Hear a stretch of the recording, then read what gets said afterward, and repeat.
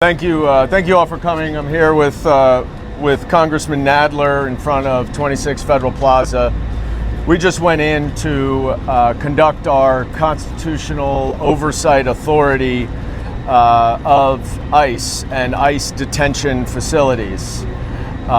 We were denied access. Previously, even though we are allowed to show up unannounced by statute and we must be allowed in, we gave advance notice that we would be coming this morning, and they still denied our access.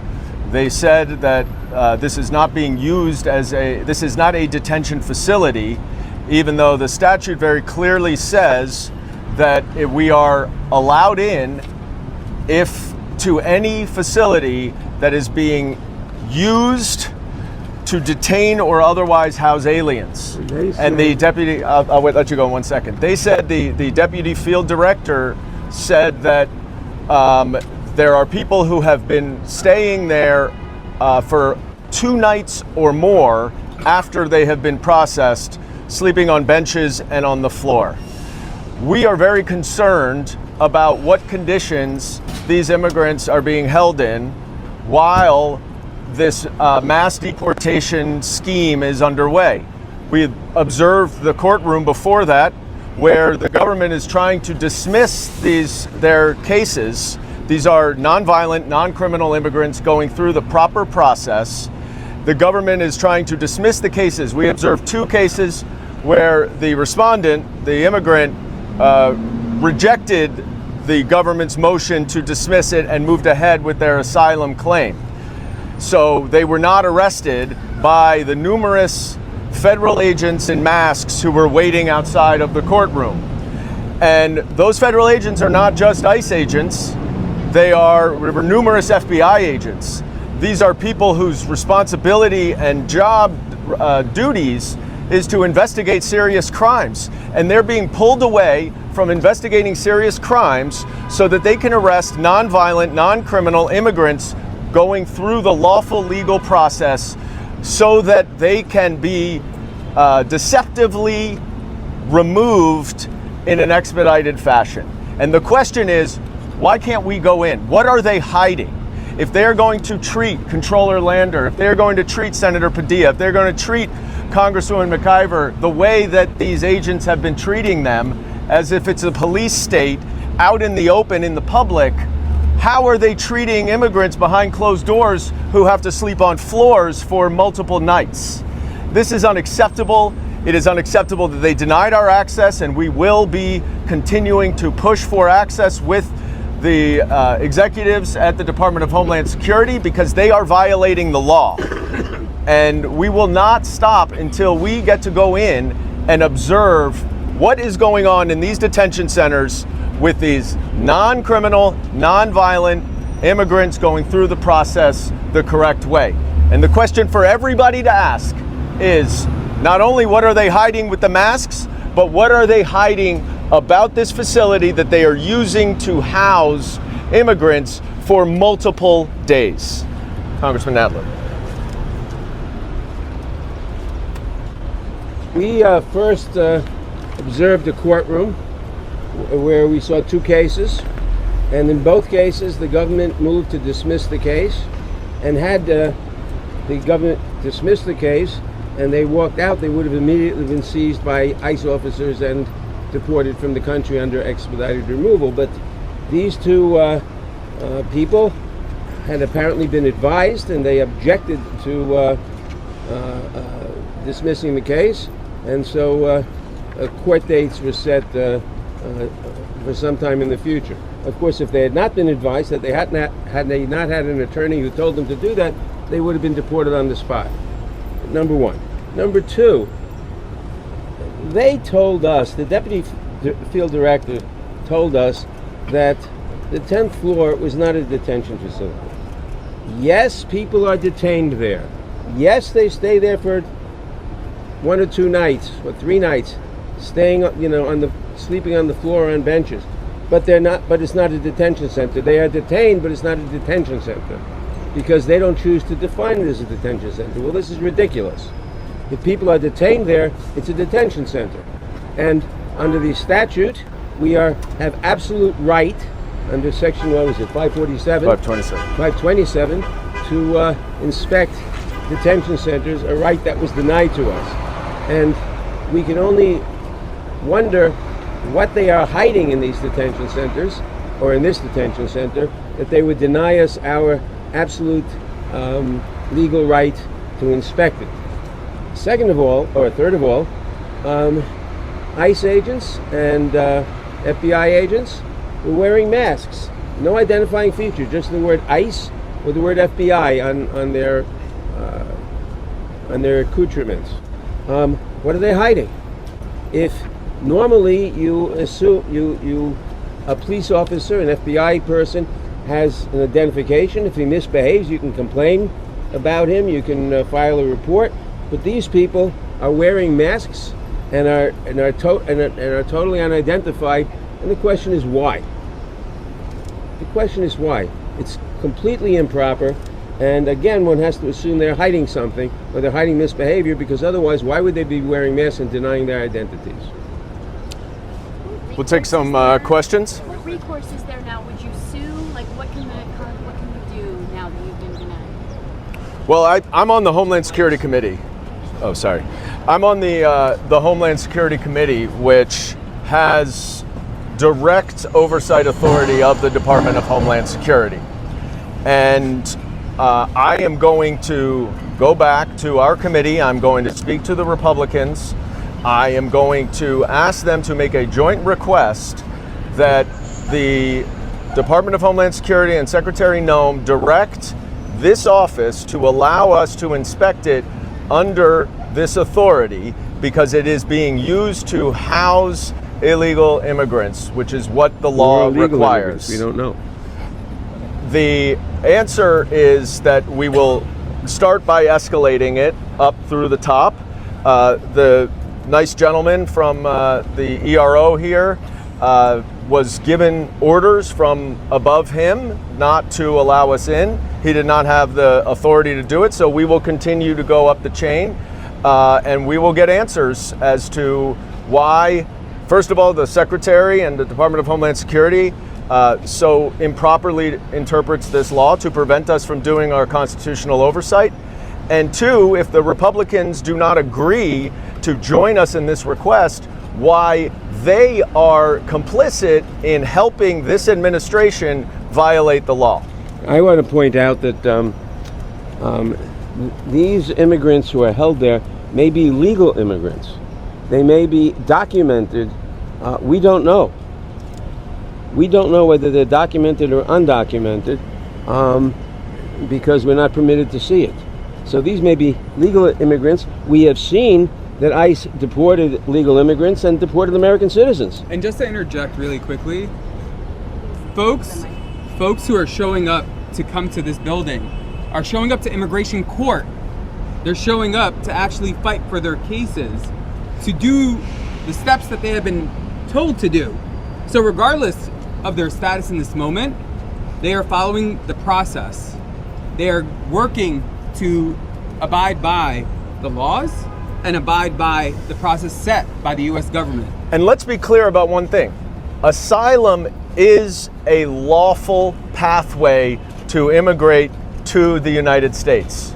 It is not an illegal entry. It is not an illegal way of seeking residency here. It is lawful. And these people are making asylum claims that the government is trying to prevent them from making so that they can quickly deport them before they can make their official asylum claim. And I would add, and I say this to the president, if you have a problem with our immigration system, we observed one court case in there where the judge set the asylum hearing for August 16th, 2029, more than 4 years from today. If you want to fix our immigration system, let's fix our asylum processing system. That's how we do it. Not to deceive people, to trick immigrants going through the proper process so that you can boot them out with minimal due process under questionable legal authority. That's how we must address this issue, is we have to streamline the asylum system so that people who have legitimate claims can get them adjudicated, and the majority of those who apply for asylum and are denied do not stay here for 4+ years while they wait for their case to be decided. Representatives Nadler and Goldman, what if your Republican colleagues deny your request? What if the head of the agencies deny your request? What recourse do you or other Democrats have to observe what is going on here? Or are you If they refuse our lawful request to exercise our rights as members of Congress here, and if our Republican colleagues in the majority refuse to do anything about it, we will have to wait till we get a Democratic majority in 2028, which I'm confident we will. 2026. 26, I'm sorry, in 2026, which I'm confident we will. If the Republicans refuse to enforce the right, they are complicit in this, but I'm not sure there's much we can do about it. I would just add, by the way, I do think there may be, and we'll have to consult with lawyers, but there may be intermediate action because it is very clear from the plain language of the statute that the Department of Homeland Security is violating the law. And I am not prepared to wait until January of 2027 to make this administration follow the law. Actually, what we should do, as I think about it, is go to court. We should be the plaintiffs to enforce our right, and the court will hopefully enforce our right to do these inspections. Yeah. So we don't have to wait till 2027. We can file a lawsuit as soon as the lawyers can draw up papers properly. Congressman, a lot of politicians are using this moment to talk, but courts are not going to help migrants. Are you going to secure money to bring lawyers to the migrants? That is the only way that they're going to be helped so that the cases are not dismissed. Can we introduce Harold Solis from Make the Road, who's an attorney, the head of the legal department, who can answer that question? Good morning, everybody. Thank you for being here. This question that you've just asked, are we going to get more support here for the folks who are going through this process inside this building, strikes at the very core of what's going on here. The question is, everything that you've just heard, all the problems that have just been shared with you all, ultimately boil down to two questions. Who are we and what are we becoming?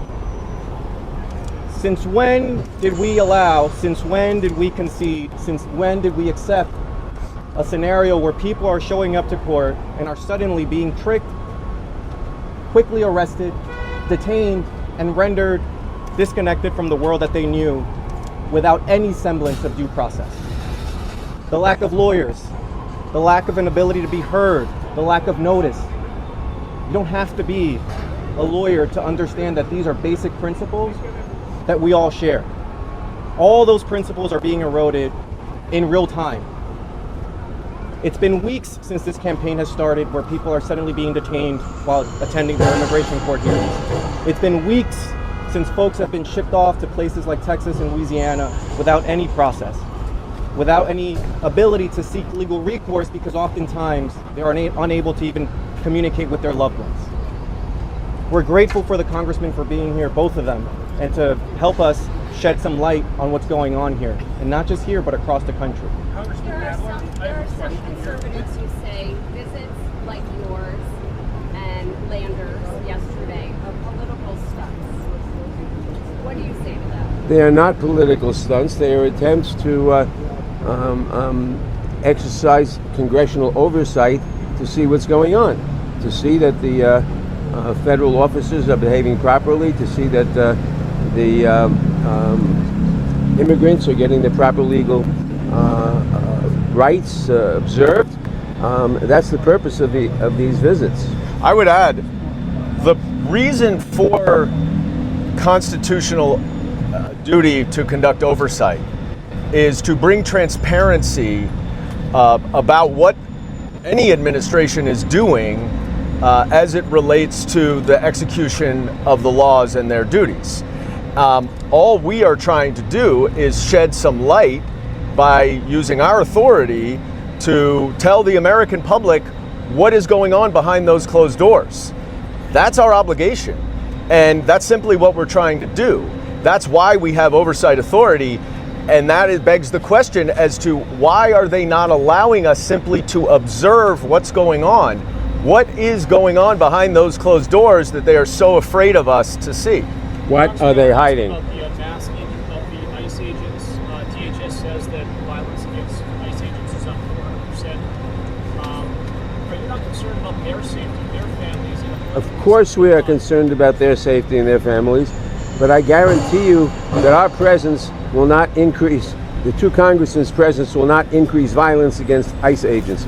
We're not going to... Just the political rhetoric on behalf of ICE agents being, you've got Tim Walz calling them Gestapo and that kind of thing. Does that rhetoric increase? No, but that's because they're wearing masks. That's because if they aren't wearing masks, like law enforcement agents don't wear masks. Law enforcement agents take a risk in a dangerous job.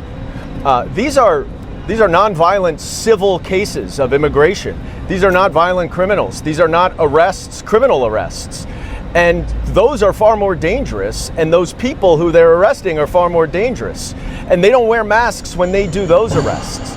So it is not a function of danger that they're wearing these masks. It is a function of intimidation that they are trying to scare not only the people coming to court, but the entire immigrant communities that come to this country to seek the American dream, as so many of our ancestors have. Can you just talk about? Thank you. Can you talk about whether you sort of see this, these confrontations that are happening, not just here in New York City yesterday with the comptroller? You did just have a somewhat amicable but a confrontation with the field deputy ICE director, asking him these questions that you guys have. Do you see that as sort of the only resort as Democrats right now to kind of seek out these confrontations in response? I said that our other resort right now is to go to court because they are denying our legal right as guaranteed by Section 527 of the immigration law. Now, we are seeing Gestapo tactics, whether it's the shackling of a controller lander, or Senator Padilla was simply trying to ask a question of Secretary Noam, or when the ICE agents broke into my office and shackled a young staff member in my office and took her to the jail downstairs. We are seeing a lot of, for no reason at all. They simply, my staff member simply asked, do you have a warrant? They said, we don't need a warrant, which is not true. It's a congressional office, a co-equal branch of government. They certainly did need a warrant, but they barged in, pushed the young woman, a petite young woman, and she may have touched the officer in falling back, and they said, okay, you're under arrest for assaulting a federal officer, which is ridiculous, but they shackled her, they took her downstairs to the jail, and it was only when I got there that I was able to resolve the situation and get her released. But she was shaken. I mean, this poor young girl was shaken. I would just add, one response to your question. No, that Trump appears to be pushing his boundary as well. The Constitution provides Congress as an independent body with oversight authority. The Republicans in Congress are not agents of Donald Trump. They are independent elected officials who have an obligation to conduct oversight over this administration. That's what they were elected to do by their constituents. If they are not satisfying their duty, if they're not upholding their individual independent obligations, then you all should be asking them, why not? Why do you allow for this administration to so clearly misinterpret the law to prevent us, with the same authority that they have, from observing ICE detention facilities? And it begs the question, how far down this rabbit hole do they want to go? Because the shoe will be on the other foot at some point. And they